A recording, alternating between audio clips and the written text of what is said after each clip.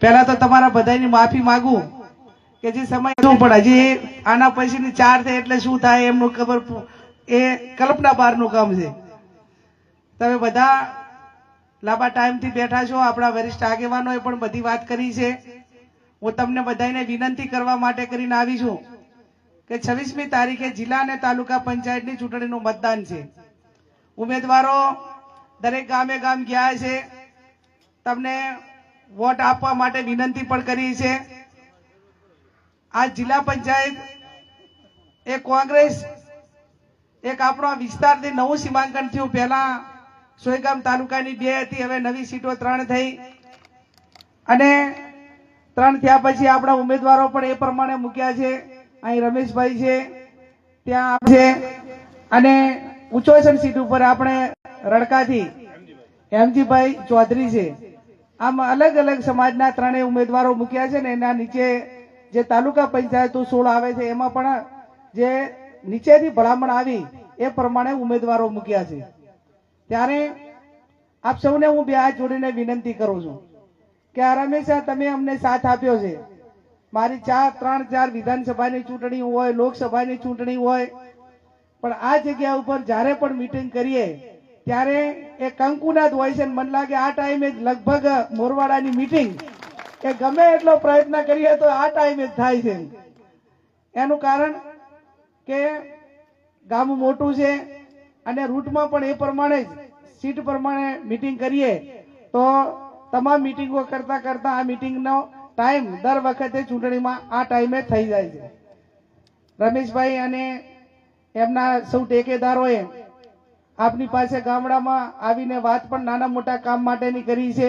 હું વ્યક્તિગત ખાતરી આપું છું કે જિલ્લા અને તાલુકા પંચાયત આપણી થાય તો નાના માણસોને જિલ્લા અને તાલુકા પૂરતું કામ હોય અને ગાંધીનગરનું દિલ્હીનું કોઈ કામ હોતું નથી. અત્યારે આપણું સમીકરણ પણ સર્વ સમાજો, તમામ સમાજો સાથે મળીને ચૂંટણીમાં લડે છે. આમ તો ચૌધરી સમાજ ઓછા આપણી ટિકિટ ઉપર લડતા, પણ આ વખત તો એમણે પણ આપણા ઉપર ખૂબ હેતર રાખીને જિલ્લા પંચાયતથી કરીને આપણી વાવથરા જિલ્લો કહેવાય એમાં જિલ્લા પંચાયત 11 સીટો ઉપર ચૌધરી સમાજના ઉમેદવારો ચૂંટણી લડે છે અને ખૂબ તાકાતથી ચૂંટણી લડે છે. જે પહેલી વખત આટલા ઉમેદવારો એ કોંગ્રેસ પાર્ટીમાંથી જિલ્લા પંચાયત લડતા હશે અને તાલુકા પંચાયત તો ઘણી બધી જે આપણી જે છે નવા વાવથરા જિલ્લાની, તો એમને પણ જ્યાં પણ એ ઉમેદવારી નોંધાવી છે એમાં આપણા કોંગ્રેસના જે કાર્યકરો છે, આગેવાનો છે, એમને તન મનને ધનથી વિતાડજો અને એ આપણું બધાનું હશે ત્યારે એ આપણને મદદ કરશે. અરસપરસ એકાબીજાને મદદ કરજો તો ચૂંટણી કઈ એક જ દિવસે પતી નથી થવાની. આના પછી ગ્રામ પંચાયતોની આવશે અને બીજા આ વખત જેને ટિકિટ આપી છે એને ના આવતી વખતે જે બીજા કે એમને ટિકિટ આપીશું. અરસપરસ ગામોના સમીકરણ પણ ખૂબ સારી રીતે નીચેથી ઉમેદવારો બધી મજબૂત કર્યા છે. આમ તો ભારતીય જનતા પાર્ટી બાપુ એવું કે આપણા કાર્યકરોને, કોંગ્રેસ વાળાને બધાને કે તમે કોંગ્રેસમાં ના રહો, અમારી સરકાર ચાલુ છે એટલે તમે અમારા ભેગા આવજો તો અમે તમારું બધું કામ કરી નાખશું. બાકી હવે કોંગ્રેસમાં કાંઈ રહ્યું નથી અને તમે બધા ભાજપની અંદર આવજો ને અમે તમારું કામ કરશું, આવું કહે છે ને. અને આવું તો 30 વર્ષથી કહે છે નહીં. તો તમે 30 વર્ષની અંદર તમે રાજ કરો તો 30 વર્ષની અંદર તમે કોઈ કામો નથી કર્યા. હજી કેટલા બાકી રહ્યા છે? હજી તો બધા રોડની વાત એની, પીવાના પાણીની વાત હોય તો એની એ, અને ચૂંટણી હોય એટલા દાડા કોંગ્રેસ વાળાને તોડવા જાય, એમને બેહાડવા જાય, એમનું ફોર્મ પાછું ખેંચાવા જાય, લોકશાહીનું હનન થાય અને તમે 30 વર્ષથી કરીને રાજ કરો છો છતાં પણ આજે તમારે કોંગ્રેસના ઉમેદવારો અહીંથી લઈ દઈને લડાવવા પડે તો એમને શરમ તો ભાજપને આવવી જોઈએ. હું તો કોઈ એમને ઢાંકણીમાં પાણી લેવું જોઈએ કે 30 વર્ષથી રાજ કરે છે છતાં પણ એમને ઓરિજિનલ એમના ભાજપના ઉમેદવારો નથી મળતા. આપણે અહીંયા મોરવાડા સીટ ઉપર આમ તો કોંગ્રેસી જ ગણાય ને, પેલા કોંગ્રેસી ગણાય ને, હે? તો પછી ત્યાં એમને એમ જ છે ને બધે. આ તમે એનું સર્વે કરો કે તમે જેટલી જિલ્લા અને તાલુકા પંચાયતની ચૂંટણીઓ જેટલા ઉમેદવારો લડે છે એમાં 90% કોંગ્રેસ વાળા છે. સાચી વાત કે ખોટી વાત?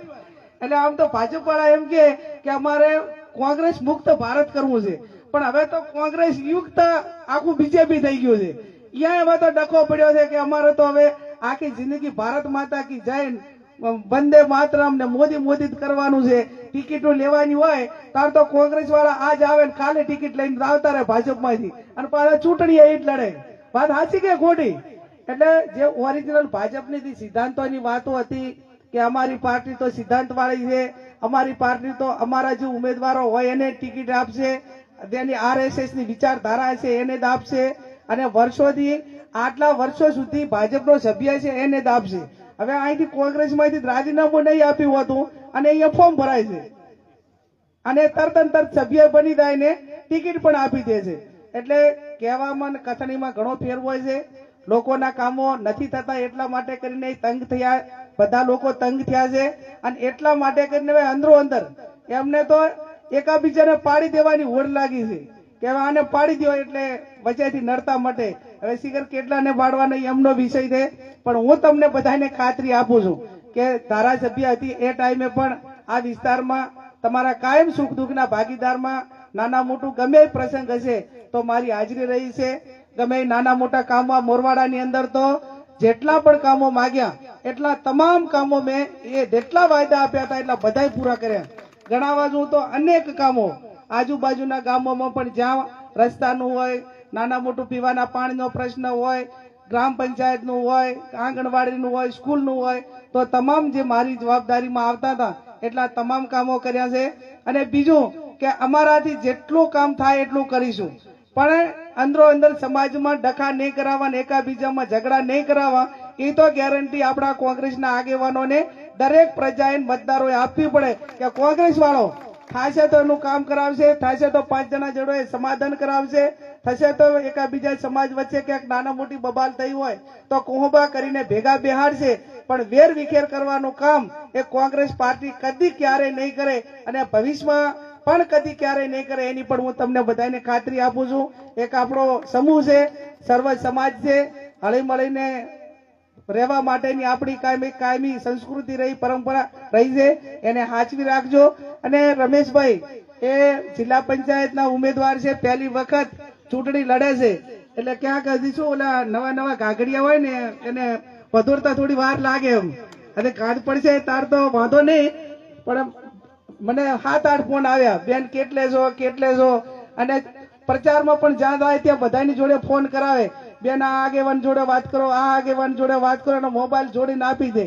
પણ કીધું ખબર છે મારે 600 ઉમેદવારો ચૂંટણી લડે છે, 78 જિલ્લા પંચાયત, 400 તાલુકા પંચાયત ને 150 નગરપાલિકા. હવે તમે આમ જ કરવા જાય તો પછી હું શું કરીશ એમ, પણ છતાં પણ એને ગંભીરતાથી કે બેન જોડે હું વાત કરાવું, આગેવાન સાથે વાત કરે, ચૂંટણીની ખૂબ ગંભીરતા એનાથી જેટલી લેવાય એટલી એને લીધી છે. તમને બધાને મળ્યો છે પણ નવો છે એટલે કોઈથી મળાણું હોય ના મળાણું હોય રાજકીય રીતે પરિપક્વ હજી હવે થશે. નવી ચૂંટણી પહેલી જ છે ને એમાં પણ મોટી ચૂંટણી લડે, પંચાયતની ચૂંટણી તો લડે પણ અત્યારે વચ્ચે તાલુકા પંચાયત ને બદલે જિલ્લા પંચાયત લડે છે. એટલે ક્યાંક નાના મોટી ક્ષતિ રહી ગઈ હોય, તમારા સુધી પહોંચવામાં પણ ક્યાંક ટાઈમનો અભાવ હોય કે કોઈ કારણોસર આગેવાન ના મળી શક્યા હોય તો પણ માફ કરજો. અને આજનો દિવસ ને હજી કાલનો છે એટલે ક્યાંક અમારા દેવડાને કેવડાવજો કે ભાઈ રમેશભાઈ અમને નથી મળ્યા કે કોંગ્રેસના આગેવાન નથી મળ્યા, રી ચડાઈ ના પડતા ને કે 26 તારીખ સુધી રી ના ઉતરી ને તો પછી 28 તારીખે 29 ખુલાસો કરશે કે આમ તો બેન અમારે રમેશભાઈ ને વોટ આપવા હતા પણ તમે કોઈ મળવા ના આવ્યા, એ ના મળવા એટલે રીહમાં નથી હાલે એમ. એટલે મહેરબાની કરી અને હજી તો 24 તારીખ છે, 25 તારીખ છે, 26 મતદાન છે એટલે 2 દાડામાં ચાક નાના મોટી ક્યાંક ક્ષતિ રહી ગઈ હોય તો અમારું ધ્યાન દોરજો, આગેવાનોનું ધ્યાન દોરજો, ઉમેદવારનું ધ્યાન દોરજો તો તમારા સુધી પહોંચવા માટેનો પ્રયત્ન કરીશું. મોબાઈલથી ક્યાંક કોન્ટેક્ટ કરવાનો હશે તો એ પ્રમાણે કરીશું. પણ ફરી આપ સૌને 2 હાથ જોડીને વિનંતી કરું કે 26મી તારીખે આપણા બધા જ તાલુકા પંચાયતની સીટના ઉમેદવારો અને આપણી જિલ્લા પંચાયતના સીટના ઉમેદવાર કોંગ્રેસના બંને બધાને જંગી બહુમતીથી વોટ આપીને વિજય બનાવજો. અમે તમારા આભારી હતા અને રહીશું. તમારું નાના મોટું ટાપું અડધી રાતે કરીશું એ જ અપેક્ષા સાથે આપ સૌનો ખૂબ ખૂબ હૃદયપૂર્વક આભાર.